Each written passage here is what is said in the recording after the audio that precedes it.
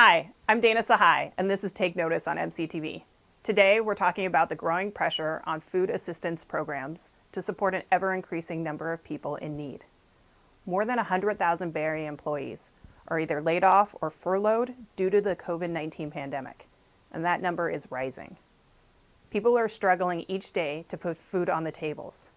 Meanwhile, food banks are stepping up to make sure no one goes hungry. Here with us today is Kat Cvengros, Vice President of Development and Marketing at Second Harvest of Silicon Valley. Kat, thank you for joining us today. Thanks for having me, Dana. So we're practicing social distancing. I'm here in the studio. You're at your office in San Jose, correct? Yep, I'm at the North San Jose office. Right now we have 4 warehouses and I'm at one of them. Okay. So I want to jump right into it. I want to ask you what you've seen since the pandemic set in and how that's affected the need here in the Bay Area. Yeah, so first I'll clarify, as I've been reflecting about how the need has increased, one of the things that's become clear to me is it's important to state that the need was great before the pandemic came along and followed by the economic crisis. So prior to COVID-19, Second Harvest was serving about 250,000 people every month. And, we knew the need was much greater than that. One of the challenges that was causing the need to grow here was this massive inequality in income and the rising cost of living.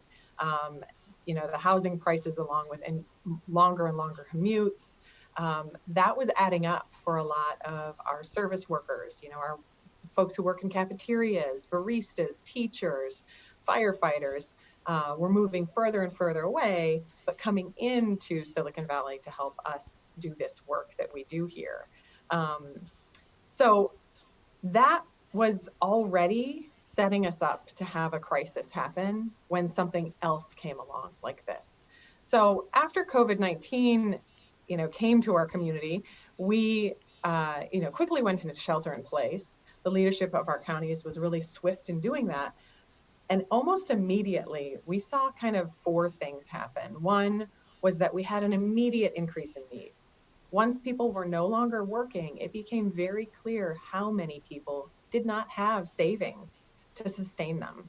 So since we have gone into shelter in place in March, we've been serving over 100,000 more people than we were just prior. So that was paired with a drop in volunteers, then kind of having to overhaul all of our operations to address the safety issues, and then pair that with an increase in cost to do the work. How did you manage to do that? You mentioned a decrease in volunteers. What sort of decrease did you see, and how did you solve that issue? Our volunteers are truly a huge part of how we get this work done. 40% of our workforce is volunteer. And the day after shelter in place went into effect, nearly all of our corporate volunteers and almost all of our individual volunteers canceled their shifts. And that left us with, usually we would have a couple hundred volunteers come in every day and help us sort produce. For example, at this warehouse I'm at here on North 1st Street. And instead we had 17. So you can imagine, wow, a shift that would have been for several hundred being dropped to that low. We were not going to be able to meet that increase in need. So you pair that increase in need with this drop in volunteers. How are we going to get this done? There was about 2.5 days that felt like 2 years because we really didn't know how we were going to do this. And luckily, right around that same time, Gavin Newsom approved the use of deploying the National Guard to support food banks. So we were able to get some help early on from the California National Guard. Actually, today at our various warehouses, we have about 120 service members supporting us in boxing the food, in sorting it, even helping us answer our hotline as we really strive to meet the need in our community. Wow. That's incredible. And just so our viewers know, what is your service area? Second Harvest of Silicon Valley serves Santa Clara and San Mateo counties. Right now we have 4 warehouses. Prior to the pandemic, we only had 3. But because of the increase in need and therefore the increase in amount of food we're having go through our system, we were able to acquire a fourth warehouse temporarily. Prologis is donating the use of that warehouse for the next 6 months rent-free. And so now we have 4 warehouses to serve those 2 areas.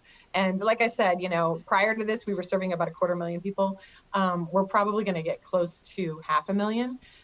Last month, it was right around 400,000.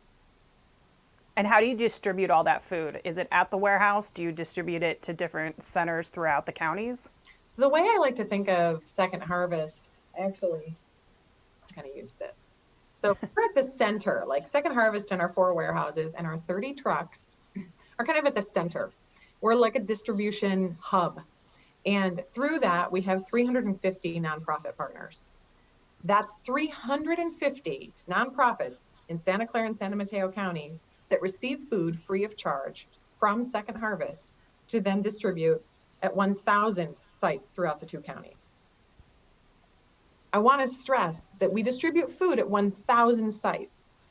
These are small pantries from schools, libraries, affordable housing complexes. Some of them are very large distributions, but they vary. Every distribution is kind of tailored to the neighborhood that it needs to serve and the folks that need to get support there. So I'd like to say that once you've been to one distribution, you've been to one distribution, because they do vary depending on, is there refrigeration at that location? Do they receive the food ahead of time and have it available week long? Or is it just one day of the week? It does vary. And we do that with that complex system of partners. And it's an amazingly efficient means to get the food to our community members that need it when they do. The safety mechanisms we've had to put in place have required us to no longer have kind of like farmers market style distributions. And we've moved to mostly drive-through. And so we have probably, it's over 90 drive-through distributions now. And you've seen them on the news, pictures of cars snaking around into a parking lot to get food, but we find it's a very efficient and safe means to distribute the food that we have. I just want to say very clearly, if anyone needs support, go to shfb.org. You can call our hotline, or you can, find other means to reach us through that website. But our hotline, prior to the pandemic, we were getting about 180 calls a day. And then it peaked after the pandemic at 1,400. Wow. Okay. Now we're down to about 500 to 700 calls a day, but that's still so much higher than where we were just prior to COVID-19. And so, we've had to add more staff. Just like you're seeing at the grocery store, you go in and there's not always flour or whatever you might need. We're getting our food primarily through the same supply chains as everyone else. And that means we don't have as much of the food that we're used to having available. Our produce is super strong. We have a great supply chain for produce that we have partnerships direct with our farmers here in California and along the West Coast. And that's an amazing thing. We're able to distribute about half of what we distribute as fresh produce. But the dry goods and the protein items, specifically, poultry, we're seeing fluctuate. So when someone comes to get food, it might look a little different than maybe it did the week before, and especially different than what it did 2 months ago. The pandemic has caused us to purchase more than we're used to. Prior to the pandemic, we were purchasing about just over 20% of the food we distributed. The reason Second Harvest believes in purchasing food is we want to make sure we can distribute a really nice balance of food to our community members that need it. So we want to distribute half of what they get as fresh produce, but also healthy proteins, whole grains, eggs, that sort of thing. And we can get, good prices because we purchase in such large quantities. But now, we need more food quicker. And so we're purchasing probably about 40% of what we distribute. So we've doubled our purchased food budget. That, along with, you mentioned masks, we were already abiding by food safety policies and people wearing gloves and sanitizing their hands and things like that. But we also have to clean our locations and trucks and everything a lot more. So the costs have risen pretty significantly to, we're seeing about a 75% increase in our costs right now. Wow. And so how are you managing to cover those costs? Have you seen increased donations? Our community has been incredibly supportive. I think one of the amazing things about um, the Bay Area is how people think immediately of how important food security is to keeping our community strong. And we've seen that in support from our partners at every level, and definitely the individuals that support us. Most of our budget is funded through individual donations, and that has been a very strong, there's been a very strong response from donors in our community. I think the thing I'm most concerned about is this crisis is going to endure, and food banks are used to responding to kind of point in time crises like hurricanes and fires. You know, there's always a peak, and then it kind of subsides. And with COVID-19, we're seeing the numbers of people we serve climb. I'm not sure where that's going to climb to.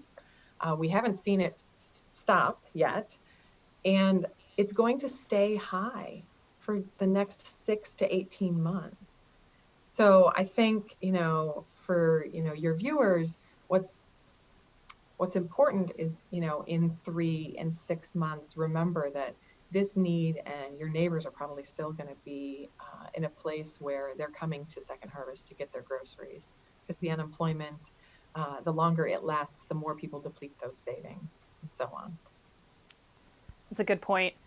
Now, if someone is in need of food and they've never called Second Harvest before, can you kind of walk us through what the process is? What should people expect? Yeah, definitely. There's a number of ways to get a hold of Second Harvest if you need food. And I want to be just absolutely crystal clear. I just talked about how, like, oh, there's a supply chain problem and all of this, but there is enough food. It just might look a little different. And I think what's really important is the produce we distribute, the food we distribute is really good. If you've never utilized the services of a food bank, you might have some idea of what the food looks like, and you think, oh, I don't want just cans of green beans. It's definitely much more diverse and health focused. And I think that I really want to make that clear. If you find yourself in need, you know, the the the the notion of food banking has changed significantly over the last few decades, and especially here in Silicon Valley with the access we have to produce. It's totally different. But the best way to get help is to go to our website, shfb.org. Think of Second Harvest Food Bank. That's shfb.org. And there you can find a link to get help. And if you want to call us, you can call us. If you want to text us, you can text us. There's lots of ways to find a place that is distributing food near you. And we want to help you find that, because the last thing we want is anyone in our community to go hungry or to skimp their nutrition.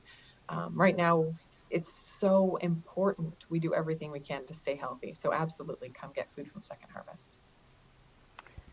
I can attest. I've stopped by the Millbrae distribution center before, and I've seen the produce that you give to people there, and it is remarkable. It's really nice stuff. I was, jealous. It was better than the groceries I had just picked up. So you guys do really provide a lot of great food for people in need. And one final question I have for you is, if someone is feeling like they need some assistance, but they're hesitant to ask for it, what would you tell them? I know it must be hard to get to the point where you have exhausted all of your resources and you're certainly afraid of what's to come. But don't let that stop you from getting the help that this community really wants you to have. Our neighbors, our corporate partners, our volunteers, everyone is here because they care about you. So call, email, text, visit our website at shfb.org.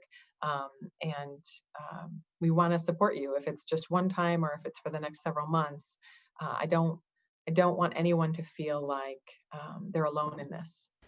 And how can people help Second Harvest? There are many ways to help. Right now, I want to highlight 2 specifically. So I mentioned we have the California National Guard, but they won't be with us forever. And over the next month, we will be making an appeal to our communities to support us with volunteer efforts. We are doing everything we can to keep everyone safe, social distancing, masks, gloves, all of the requirements per our county guidance we're meeting. And we'll need volunteers to help us sort and box food, as well as distribute food out in the community at our distribution sites. And that information will be available on our website at shfb.org. And if you go there now, there might be a limited number of spots, but know that that will increase as the National Guard starts to leave our premises.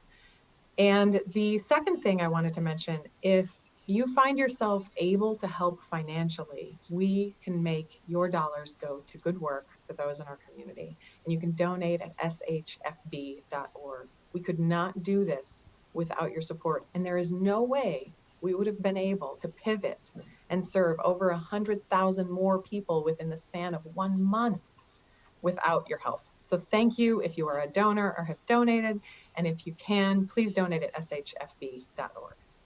Great. Kat, thank you so much for joining us today, and thank you for the work that you and Second Harvest are doing in our community. It's really appreciated. Thanks for having me, Dana. It's a real honor. If you've enjoyed watching this episode today, you can find new episodes airing on mctv.tv and on your television at Comcast Channel 27 and AT&T Channel 99. Again, feel free to let friends and colleagues know about this show, and please support local community media. Thank you for watching Take Notice, and we hope you have a safe day.